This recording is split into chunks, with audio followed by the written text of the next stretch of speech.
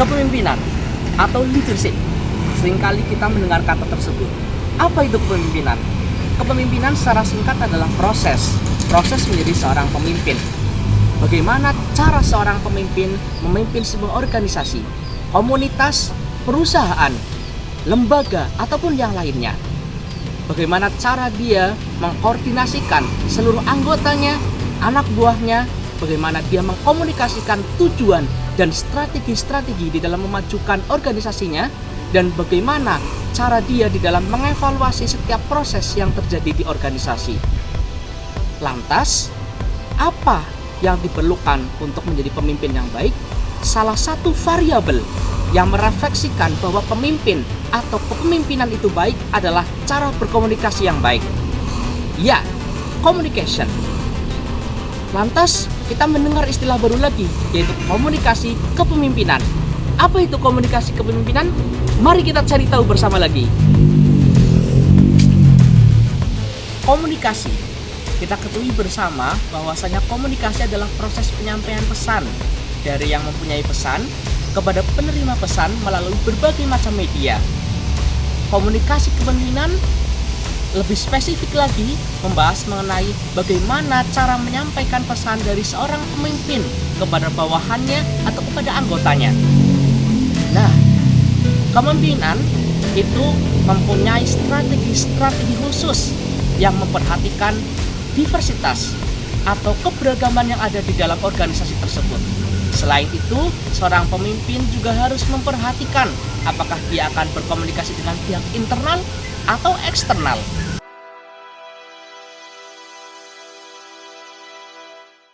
Kenalin, nama aku Vincent CK, dan saat ini aku ingin sharing mengenai pemahamanku tentang etos dan positif etos dalam diri seorang pemimpin transformasional.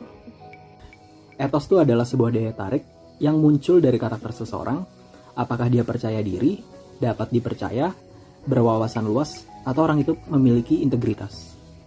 Kemudian, karakter pembicara adalah suatu komponen yang sangat penting dalam diri seseorang saat seseorang melakukan komunikasi persuasif. Nah, saya minta tolong kepada kalian semua agar kalian bisa fokus dalam mengerjakan proyek ini dan jangan sampai terdistraksi dengan hal-hal yang lain.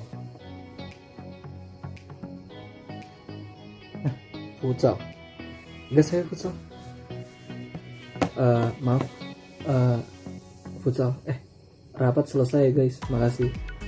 Untuk membangun etos positif, seorang pemimpin perlu mengetahui persepsi orang lain nih terhadap diri mereka. Aku tuh gimana sih orangnya? Masa sih?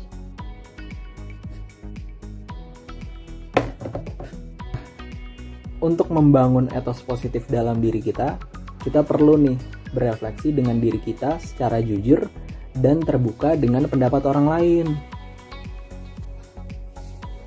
Oh, menurut kamu aku suka marah-marah ya? Iya. Tapi sejak kapan dah aku marah-marah? Ngasal dah kamu ya? Kapan juga marah-marah? Nggak jelas. Etos selain karena bawaan natural, bisa juga dilatih dan dikembangkan loh. Itu bisa dengan membangun reputasi yang positif, meningkatkan penampilan profesional, percaya diri, serta belajar berkomunikasi lebih efektif. Sehingga kalau kalian mau berlatih dan menguasai hal-hal itu, pasti secara alami terlihat deh dari aura kalian. Nah, untuk menjadi seorang pemimpin yang transformasional, seseorang perlu memiliki etos positif dan karakter batin yang kuat. Seorang pemimpin transformasional juga perlu menunjukkan integritasnya melalui kesesuaian ucapan dan tindakan-tindakannya. Nah, seseorang dengan positif etos didukung oleh manifestasi luar, misalnya dengan berpakaian rapi, kemudian inner karakter dengan bersikap jujur, ditambah dengan communication actions, misal dengan memiliki empati saat mendengarkan cerita atau kisah orang lain.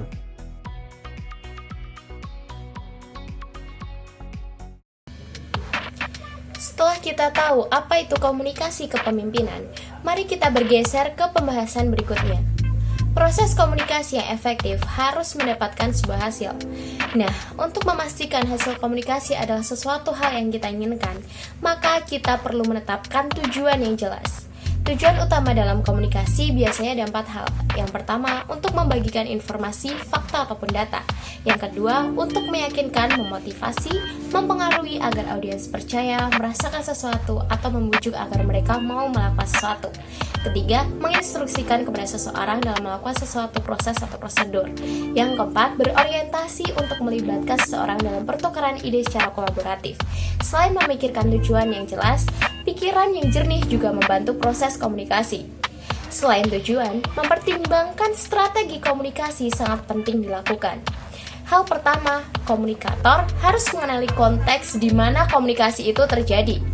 Sebagai contoh, jika komunikasi melibatkan jumlah orang, maka kita harus menyesuaikan apakah itu komunikasi interpersonal, intrapersonal, komunikasi organisasi, publik, atau komunikasi lintas budaya. Selanjutnya, untuk mengoptimalkan hasil akhir dari komunikasi, kita bisa juga menggunakan strategi framework. Ya, tentu kita perlu mempertimbangkan masing-masing komponen dalam kerangka kerja, seperti tujuan apa yang harus kita capai, pesan apa yang ingin kita sampaikan, media atau form apa yang paling tepat digunakan, seperti apa audiens kita, feedback yang kita terima, timing atau waktu yang tepat untuk berkomunikasi, dan komunikator atau yang merangkum dan menggabungkan semuanya melalui elemen etos, logos, dan pathos. Menganalisis ketujuh hal tersebut penting dilakukan untuk mendapatkan hasil komunikasi yang baik. Analisis audiens. Mengapa sih kita perlu menganalisis audiens? Karena setiap audiens itu memiliki karakteristik yang berbeda-beda. Oleh karena itu, ada 4 pendekatan nih yang bisa kita gunakan untuk menganalisisnya. Yang pertama, melalui keahlian. Seorang pemimpin tentunya akan berkomunikasi dengan banyak orang yang memiliki keahlian yang berbeda, mulai dari orang awam atau non-expert hingga orang yang ahli dalam bidangnya. Contohnya, ketika seorang pemimpin berkomunikasi dengan orang awam dapat menggunakan narasi dan juga analogi. Mengapa demikian? Karena hal tersebut akan memudahkan audiens untuk memahami isi pesan yang ingin kita sampaikan. Yang kedua, melalui gaya audiens mengambil keputusan. Dalam berbagai situasi, kita perlu mengetahui bagaimana sih audiens ini membuat keputusan dan juga perlu mempertimbangkan apa kira-kira yang akan mereka lakukan setelah membaca apa yang kita tulis dan mendengar apa yang kita ucapkan. Yang ketiga, melalui media. Penting nih teman-teman untuk memahami apa sih ekspektasi dari audiens berdasarkan media komunikasi yang digunakan. Contohnya, ketika seorang customer menjadikan Twitter sebagai media berkomunikasi, mereka berharap untuk melakukan percakapan secara online. Oleh karena itu, kita harus siap menjawab setiap tweet yang dikirim oleh orang tersebut. Yang keempat, melalui konteks organisasi, yang berarti bahwa kita berkomunikasi secara profesional serta perlu memahami apa sih yang memotivasi audiens. Setelah tadi disampaikan mengenai tujuan, strategi, dan analisis audiens, selanjutnya adalah mengatur komunikasi secara efektif. Mengatur komunikasi tergantung pada tujuan, pesan, audiens, dan media. Misalnya, jika kita berbicara dengan seorang pembuat keputusan yang perlu melihat secara detail sebelum membuat keputusan, kita mungkin akan menyajikan fakta-fakta kepadanya.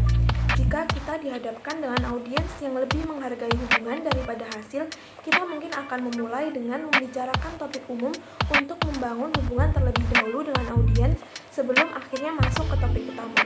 Namun, jika audiens kita terdiri dari para eksekutif, orang-orang yang sibuk, kita perlu membahas topik utama dengan cepat. Jadi, kita perlu menganalisis dan mengadopsi perspektif audiens untuk pada akhirnya memilih dan mengatur informasi yang kita sampaikan kepada mereka.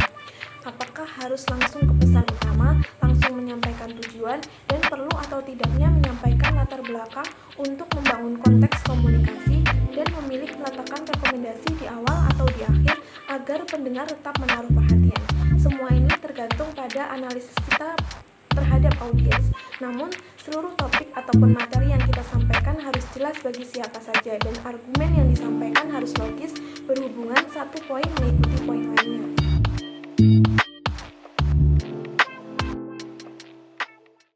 Halo guys, selamat datang di chapter 3. Kita akan belajar tentang gimana sih cara pemimpin berkomunikasi. Pemimpin bisa datang dari cara komunikasi yang baik.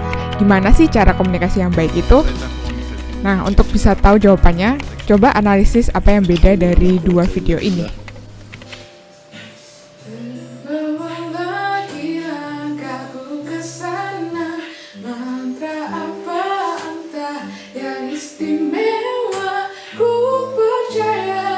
Selalu ada sesuatu di Jogja. Terbawa lagi langkahku ke sana. Mantra apa entah yang istimewa. Ku percaya selalu ada sesuatu di Jogja. Halo teman-teman, gimana? Udah pada nonton video barusan kan? Nah, di situ sebenarnya kita udah bisa melihat nih tentang seberapa sih powerfulnya perkataan seseorang ataupun gaya penyampaiannya terhadap emosional audiensnya, terutama untuk penekanan emosi, pengucapan yang jelas, dan juga kata-kata yang singkat, padat, dan penuh makna. Nah, selama chapter 3 ini kita akan belajar tentang bagaimana berbicara sebagai seorang pemimpin yang efektif dan efisien.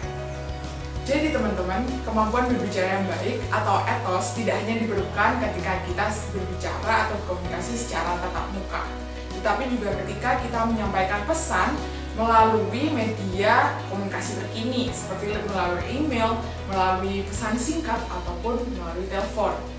Jangan sampai kalian menggunakan kata-kata kasar atau menggunakan pemilihan kalimat yang mengandung konotasi negatif.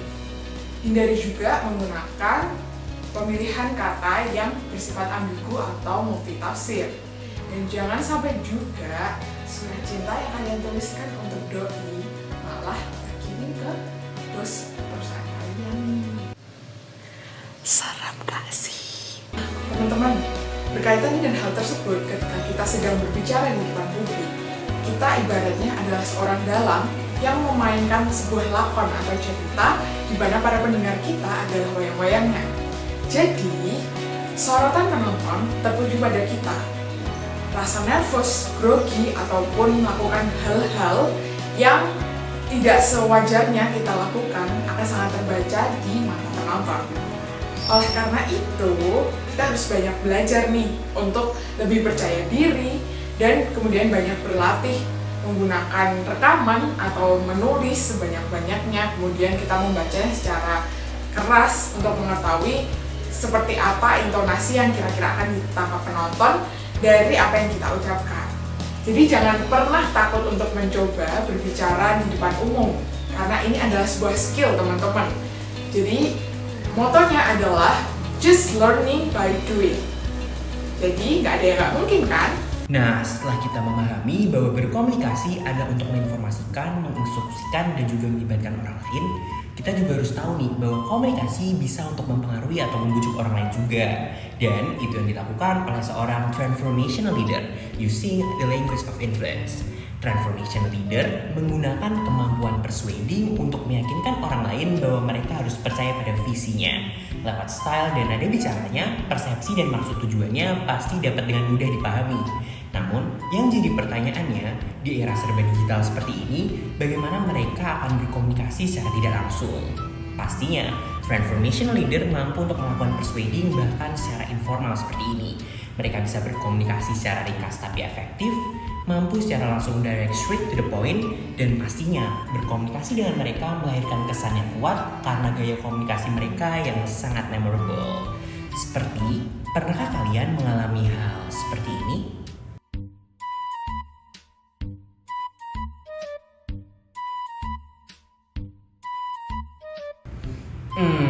Nah, kalau begini mungkin niatnya sih emang ringkas, tapi udah pasti ujungnya ribet.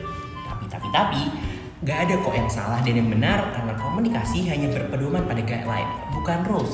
Jadi yang paling tepat adalah bagaimana kita sebagai seorang transformation leader bisa menerapkan guideline yang sesuai untuk menyesuaikan dengan siapa kita berkomunikasi. Kita bisa membawa style dan gaya kita sendiri, tapi kita juga harus tetap adaptif dan kolaboratif supaya ketika kita berkomunikasi dengan mereka, kita bisa mendapatkan feedback yang sesuai dari mereka.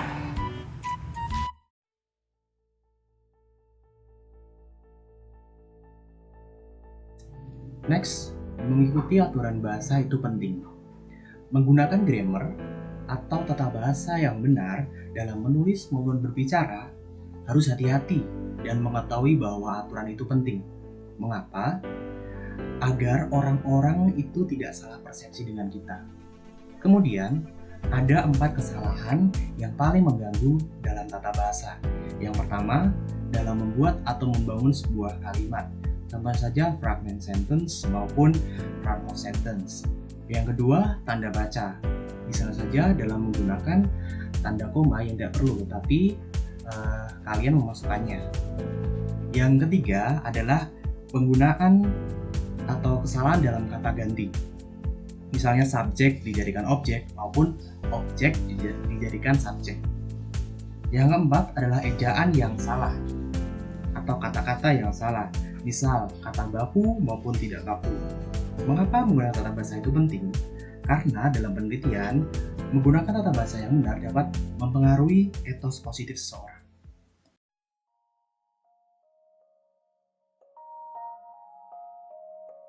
Oke, selanjutnya adalah teknik editing dan proofreading.